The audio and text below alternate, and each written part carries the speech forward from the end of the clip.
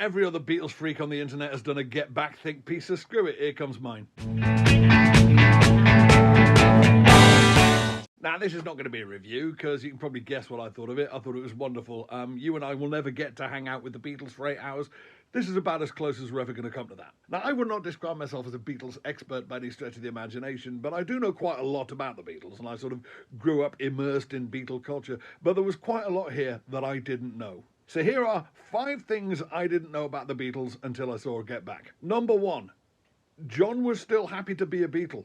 Now, this is, of course, a period in Beatle history which has previously been documented, specifically in the film Let It Be, which was the previous version, if you will, of this film. Michael Lindsay Hogg, the guy pottering about with a cigar and twatting on about amphitheatres in Libya, he's there on the ground trying to make a TV special about the Beatles recording a new album and performing a live show, which ultimately kind of goes off at half cock, and he has to make do with taping the rooftop concert. And then in the early 70s, this material was then cobbled together into a standard-length feature film called Let It Be, which was released and pretty much forgotten about almost immediately. Because it was a bit glum. At least partly, I guess, because it wasn't what Michael Lindsay Hogg set out to make. There was something slightly dour and apologetic about the whole enterprise. And certainly one of the bits of received wisdom which has sort of sunk into Beatle culture about this time is where John's head was at. We have heretofore rather assumed that John was already well into his, what I might call his po-faced messianic smackhead phase, where he's out of his gourd for about 18 hours a day, has completely lost interest in the whole Beatle thing, thinks it's all beneath him, and completely ignores all the rest of them and only ever talks to Yoko. Now, I'm not saying that John didn't exist yet, but that John is absolutely not the John we find in Get Back. Now, it should be borne in mind that Peter Jackson is editing all this stuff together with a kind of a revisionist agenda, but it is still genuinely surprising to see John Lennon pretty much in fannying about mode for the entire duration. He just can't stop fannying about. I mean, John Lennon is not being particularly helpful or constructive in what we see of him in Get Back, but nor is he being deliberately obstructive or miserable. In fact, it kind of feels like a contributing factor to George temporarily quitting the band at the end of week 1 is Lennon's complete inability to take anything they're doing seriously. So yeah, it was kind of refreshing to see silly John Lennon rather than miserable John Lennon. Number 2, we have underestimated Paul. Now, Paul McCartney has, for the last couple of decades, rather been relegated to the position of rock and roll's embarrassing old uncle. You know, he gets trotted out at special occasions, but is generally regarded as a bit of a cringe. So if Get Back has done nothing else, it has rather rehabilitated Paul McCartney in the nation's affections. Because for the first time, we really get a look at just what an absolutely transcendent musical genius he was. I mean, at this stage of proceedings, Paul could just basically sit down at the piano for a casual noodle about, and 10 minutes later he's playing the long and winding Bloody Road. But it's also been quite an interesting reminder of just how mind-bendingly hot he was. It's been very entertaining watching the ladies of Twitter and quite a few of the guys of Twitter in absolute paroxysms of lust as they behold the 26-year-old Paul McCartney. Obviously, everybody remembers him being the pretty boy of the band back in the Fab Four era. As we see him here inching into his prime, he's just breathtaking. He's like a sort of bizarre fusion of Mozart and Keanu Reeves. Was his hair actually Superman black back in the 60s, or was he dyeing it? Oh, and he's also the best dressed out of the 4 of them as well. I really covet that herringbone greatcoat. Well, not that one, obviously. I'd want one about 4 sizes bigger, but still. Number 3, George nearly saved the Beatles. Now, George is in a fairly foul mood for the first week or so of the proceedings. There's a rather tense moment between him and Paul, which turns up both in this and in the previous movie. And then at the end of week 1, he just loses patience altogether and leaves. But what is interesting to contemplate, which I didn't really get before, is why he leaves and also what his chosen solution to this is. It's perhaps one of the great savage ironies of George Harrison's life that he would have been recognised as one of the finest songwriters of his generation had he not been in a band with the 2 actual finest songwriters of his generation. But certainly by 69, he had blossomed as a songwriter to the point where his stuff was getting to be as good as John and Paul's, but he just couldn't get them to take him seriously. He's still being treated very much as the kid brother of the band. But in any event, after he's been coaxed back, he has a very interesting conversation with John, where he explains his predicament. He's got, he says, a back catalogue of about 20 songs that are good enough to put on a record. But as he says, the rate of getting them onto Beatles records, that's going to take like 10 years to get them all out, because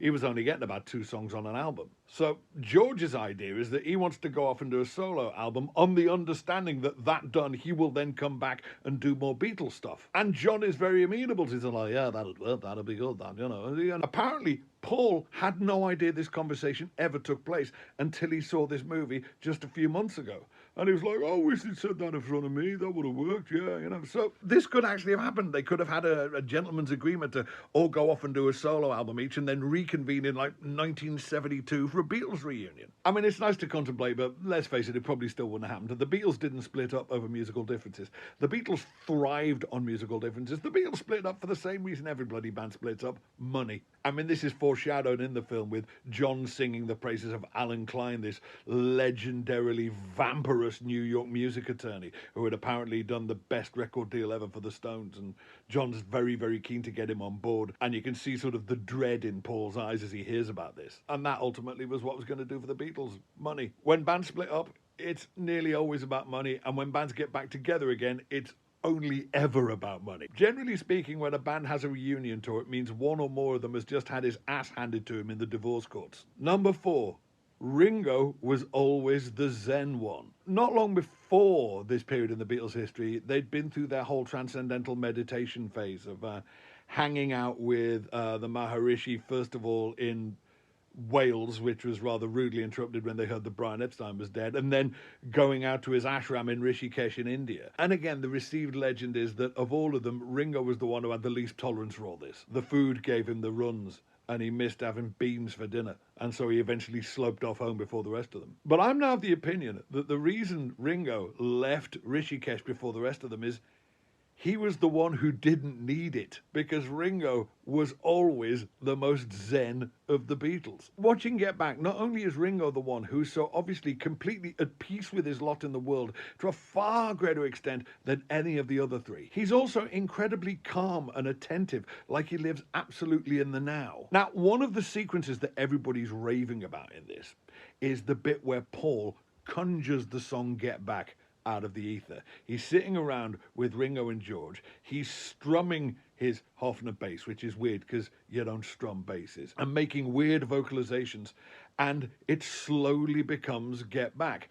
Now, a lot of people have been raving about this because you actually get to see one of the Beatles' most famous songs take form before your very eyes. And people have been saying, is that what you do? Is that what songwriters do? And I'm thinking, yeah, that is what songwriters do. I've been writing songs for a living for 30 years, and that is what you do. You noodle away on whatever instrument is to hand, and you make weird kind of quasi-tonal vocalizations, and slowly something will swim into focus. Now, unless you're the 26-year-old Paul McCartney, the thing that swims into focus isn't usually Get Back, but you generally end up with something. But yeah, it's not a process I'm unfamiliar with, but it's still a fascinating process to watch. But what I'm particularly taken with in that sequence is Ringo. You watch Ringo listening to Paul, right? And in particular, look at Ringo's foot, right? Ringo's got his legs crossed, and one of his feet is kind of dangling into frame as Paul is doing this and essentially going to turn it to Get Back. The moment it starts to sound like a song, Ringo's foot starts tapping. Watch it again. The moment Ringo's foot starts tapping is the moment that these weird noises coming out of Paul start to become the song Get Back. And it's like Ringo identifies that moment. He knows the moment that this becomes a song and not just a sort of loose noodle and jam. Ringo's incredibly perceptive like that. And Ringo's always listening for what he can do to get the song to work. And another thing which I don't notice anybody else picking up on is it takes Ringo a little while to find the groove for Get Back, and the reason is he's already using it somewhere else. One of the other songs that you see being created over the course of the movie is Two of Us, and Two of Us eventually on the Let It Be album becomes a kind of gentle acoustic strum along with just a kind of rudimentary rhythm part. But when they're rehearsing it, they're trying to arrange it for the whole band. And it's got the drum part that eventually ends up in Get Back. You see, Get Back, as they're rehearsing it, it's got the wrong groove. It's got a kind of a swinging groove. And Get Back doesn't swing. Get Back gallops. But when they're rehearsing Two of Us with the full band, Two of Us has got that gallop underneath it. And I'm watching this going, the groove's under the wrong song. That's why Get Back doesn't work yet. You've got to take the groove from out from under two of us and put it under Get Back. And eventually, of course, they do. They strip two of us down to an acoustic strum along. And Ringo, whether consciously or not, moves that groove across and puts it under Get Back. And suddenly Get Back starts to work. And of course, Billy Preston turning up really helps. Number 5, Yoko is not in the way, at least not yet. Now, again, something else which the received wisdom of this period records is that Yoko was driving the other 3 Beatles nuts by this stage, that she was completely joined to John at the hip, that he never went anywhere without her, that a lot of the times he wouldn't speak to the rest of them and made her speak for him, and that they were just heartily sick of her presence, and that it was bringing everybody down and disrupting everything. Now, I'm not saying none of this was going on at the time, and again, you've got to wonder what Jackson's choosing to put in and leave out, but certainly this doesn't appear to be the way that her presence is received by the rest of the band at this moment. Yeah, she's there, but she doesn't seem to be in the way. The rest of them don't seem to be resenting her presence. When George leaves, he doesn't leave because Yoko's annoying him. He leaves because John and Paul aren't listening to him. And also, she's not the only Mrs. Beatle who turns up. Linda's around quite a bit. At one point, Linda and Yoko have an incredibly animated, unheard conversation. I'd love to know what they were talking about. It'd be great to find out that they weren't talking about John or Paul and that this movie actually passes the Bechdel test. And at one point, Linda rocks up with Baby Heather and the band waste an entire day playing with Baby Heather and nobody seems to mind. Ringo's wife Mo turns up for the rooftop concert and even George's Patty passes through at one point, possibly on the way to Eric's. So if Yoko did in fact split up the Beatles, she wasn't doing it yet. And before we go, a little word in support of poor old Michael Lindsay Hogg. Now, Michael Lindsay Hogg is still with us, and I don't know if ever since this film came out in November, he's had people walking up to him and saying, "Will you shut the fuck up about the Libyan amphitheatre?" And it is true that he does come across as quite an annoying presence in this movie. But here's the thing.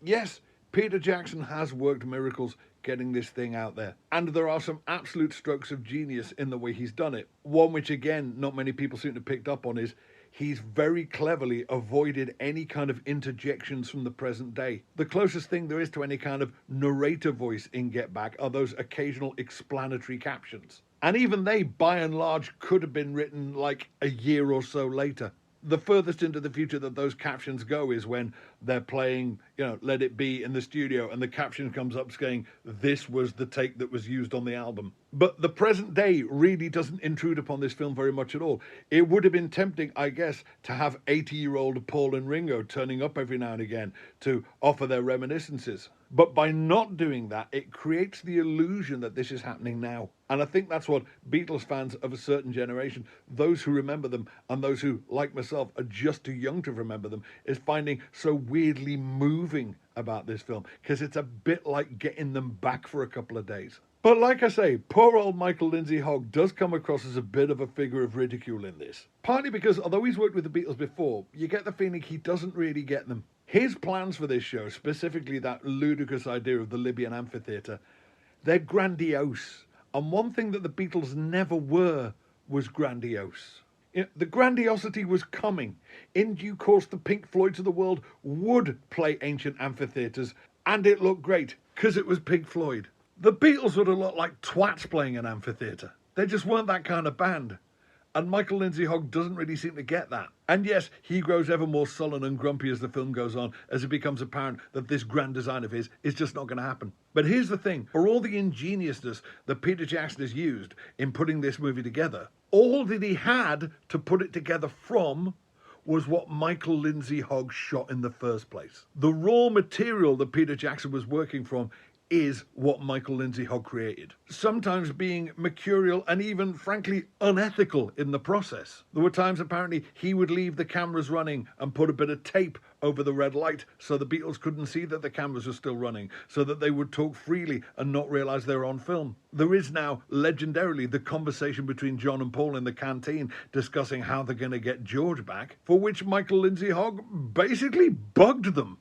He hid the microphone in a plant pot. They had no idea they were being recorded. Again, highly questionably ethical, but boy, I'm glad he did it. So, for all that he is a bit of a figure of fun in the film and a kind of an annoying presence, respect to Michael Lindsay Hogg, because he's why this is here. All right, I'm sure you have your thoughts on what I just said. I'm sure you have your own thoughts on Get Back. I'm sure you have your own thoughts on the Beatles in general. So slap them in the comments section, why don't you? In the meantime, I'd like to say thank you on behalf of the group, and I hope we pass the audition. Thanks for watching. If you liked it, please hit like and share. If you'd like to see more, please hit subscribe. And if you'd like to help me make more, please visit patreon.com/MitchBenn.